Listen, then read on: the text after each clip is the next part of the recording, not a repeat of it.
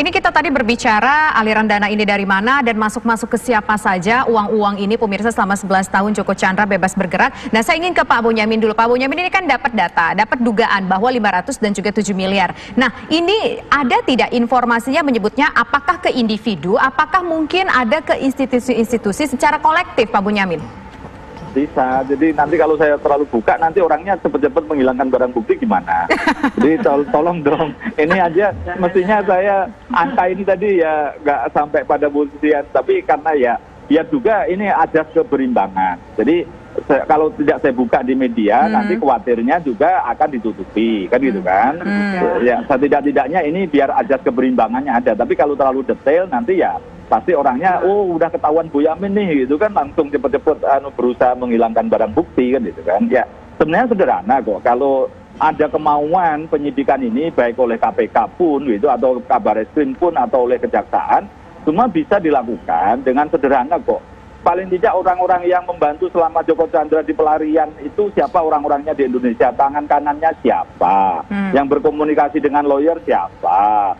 Ada, aku buka sedikit deh, ada orang yang inisialnya TC yang itu minta diperkenalkan dengan orang-orang di NCB Interpol yang berkaitan dengan tadinya temennya Pak Brigjen PU itu ada clue dikit lah gitu. Nah ini orang swasta, jelas orang luar ini inisial TC ini kan gitu. Nah itulah yang, tapi kalau nanti yang detail-detail lagi ya apapun saya sorry tidak mungkin bisa aku buka di sini. Prinsipnya ini ada dugaan aliran uang, tidak gratisan. Yang utama kan di situ dulu tidak. Jadi ini mestinya kan gampang. Kalau memang penyidik itu juga mau menyidik kan gampang. Setidaknya tadi misalnya uang dilacak dari sekian pengeluaran dari katakanlah ini yang berkepentingan kan Joko Chandra. Misalnya dilacak semua. Kalau ada aliran uang pencairan apa, di mana, kapan, itu kan bisa dilacak digunakan untuk apa. Tapi karena perusahaan banyak mungkin agak sulit. Tapi bagi tersangka ini kan bisa dilacak di tempatnya dia sendiri, di familinya, di saudaranya atau teman-temannya kan masih bisa dilacak juga kan. Kalau ada kemauan saya yakin bisa dibongkar.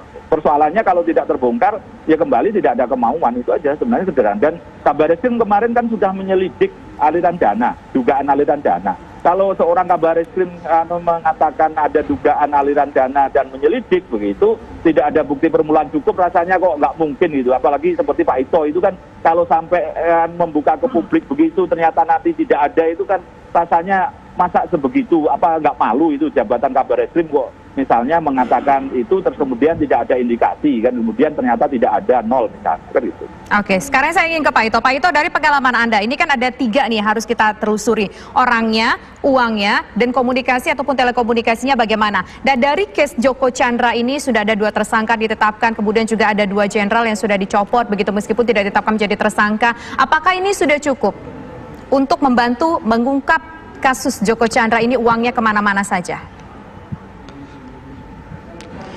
Sebetulnya dalam prinsip penyidikan kan membuat terang satu perkara. Nah, apa yang dilakukan oleh jajaran Polri saat ini itu adalah dalam rangka mengungkap dan mengembangkan fakta-fakta, kemudian juga bukti-bukti yang ditemukan maupun dugaan-dugaan yang terkait.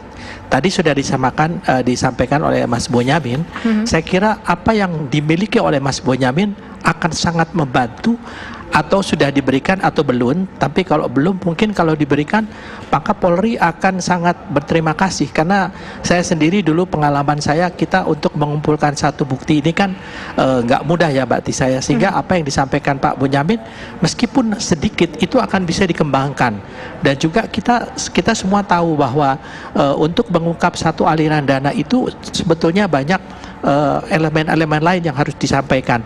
Di sini yang disampaikan kalau kemauan, kita mungkin sudah membuktikan bahwa selama ini Polri telah melakukan satu penegakan hukum terhadap oknum-oknum petinggi-petinggi Polri yang terlibat. Mungkin sejak zaman dulu ya, itu Deputi Kapolri pernah dulu terlibat, sampai saat ditangani oleh KPK. Itu menunjukkan bahwa kita tidak ingin menyembunyikan sesuatu yang sudah menjadi konsumsi publik.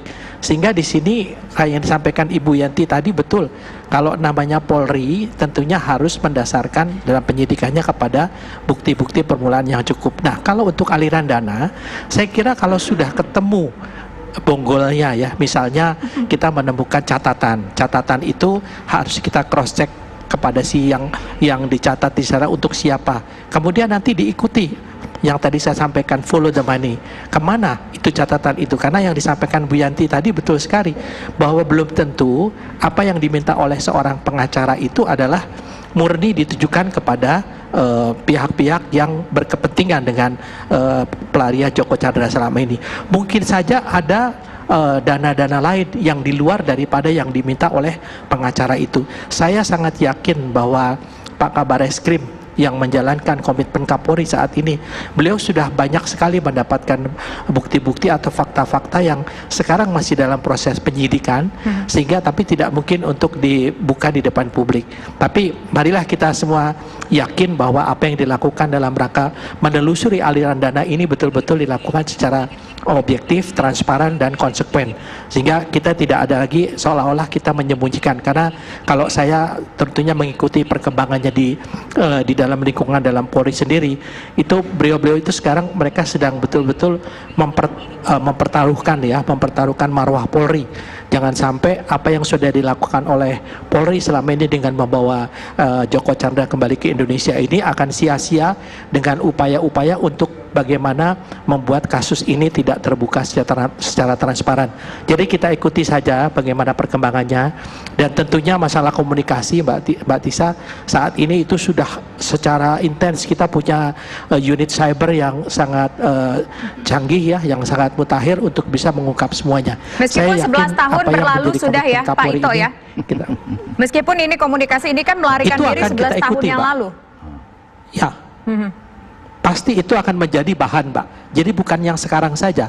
Jadi ini yang saya dengar dari Bareskrim itu bukan hanya dari yang saat ini saja, tapi dari saat mula selama 11 tahun itu apa saja yang terjadi, kemudian komunikasinya apa saja.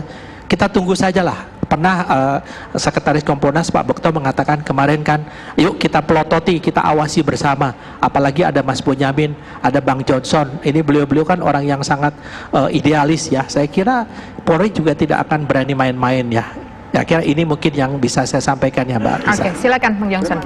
Ya saya kira Joko Chandra itu bukan cuma pinter kabur Tisa, dia juga pasti pinter nyogok dan pinter menghilangkan barang bukti. Jadi kalau kita berlama-lama koordinasinya sepotong-sepotong, dia akan lebih cepat menghilangkan barang bukti ini, sehingga yang terjadi adalah proses bonsai. Yang tadinya 10 buktinya tinggal 2, yang tadinya tersangkanya 5 tinggal 1 gitu loh. Nah kalau kita lihat dari proses yang sudah dilakukan oleh pihak berwajib saat ini, apakah ini bisa dikatakan lambat atau bagaimana? Ini baru beberapa hari loh Joko Chandra dibawa pulang. Persoalannya begini Tisa, memang saya memahami complicated persoalannya. Selain juga yang kita hadapi juga monster banget ya. Pertama adalah kita kejar pelarian karena itu menampar muka kita gitu. Yang kedua kan obstruction of justice-nya. Bagaimana proses dia selama buron dibantu dan mengurus PK dan lain sebagainya. Saya kira bukan cuma mengurus PK Tisa, dia juga mengurus bisnisnya. Apakah boleh buron berbisnis dengan negara misalnya, memperpanjang BTO itu ada ada buktinya bahwa buronan ini Joko Chandra ini mengurus bisnisnya? Oh iya, misalnya saja itu sudah diungkap di mana-mana. Pak Karni sendiri yang bilang di ILC BTO-nya bisa diperpanjang, sedang gugat perkara dengan OJK misalnya, ada kasus perdata, mungkin juga ada rapat umum pemegang saham dan lain sebagainya. Problemnya adalah orang yang menjaga orang mengatakan orang ini tidak terlacak gitu loh. Ini kan jadi problem. Jangan sampai besok itu orangnya siapa maksudnya kalau imigrasi udah jelas orangnya ada, dia bilang tidak terlacak. Dia bukan di semak-semak. Nah, dengan cerita seperti ini berbicara sekitar 500 dan juga 7 miliar itu lantas siapa saja kalau melihat runutnya dari 11 tahun peristiwa ini bisa mengurus bisnis, bolak-balik ke Jakarta, bolak-balik ke luar negeri, bisa pulang kampung. Ini siapa-siapa saja kalau menurut Bang Johnson yang harus kita benar-benar ya lihat deh, ini kayaknya mungkin kesini nih aliran dananya. Selain lawyer, istrinya, karena istrinya misalnya dari 2014 dia udah ngurus red notice, 2016 hanya 56 hari dia menang uji materi. Emang ini semua nggak ada biayanya. Ini kan dalam rangka mengurus buron ini semua, ya. Makanya saya dari awal biayanya bilang ke siapa? Logikanya kita orang awam, kita orang yang nggak mengerti. iya jelas ini kan suami istri ini yang memegang begitu banyak kekayaannya, ya kan.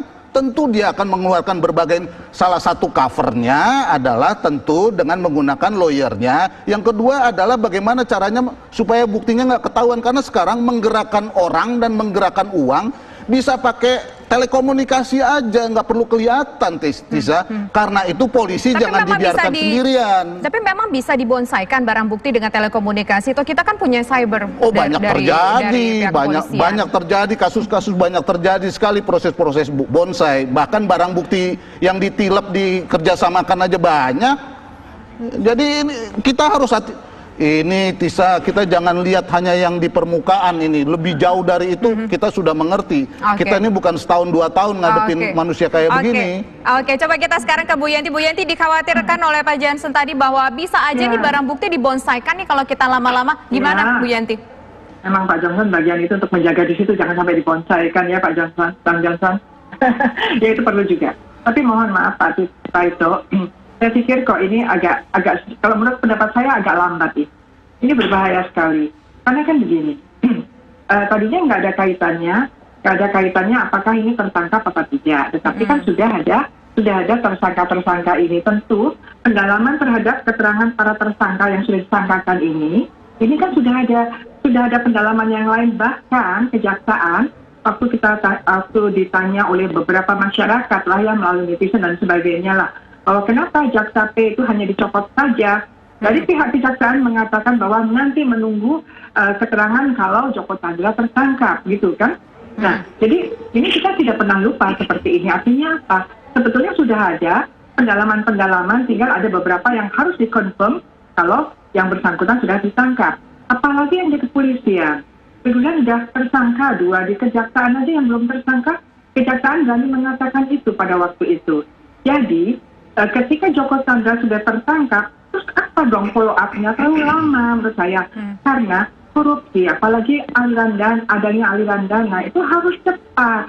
Kita juga masih tetap politik hukum kita adalah masalah korupsi didahulukan dari perkara lain. Nah, seandainya ada aliran dana, berarti kan ini korupsi. Karena ada penegak hukum yang menerima imbalan, karena melakukan atau tidak melakukan sesuatu yang seharusnya. Itu nanti saya katakan bisa suap ataukah gratifikasi selain juga pasal 9 tadi, atau juga obstruction of justice yang lain.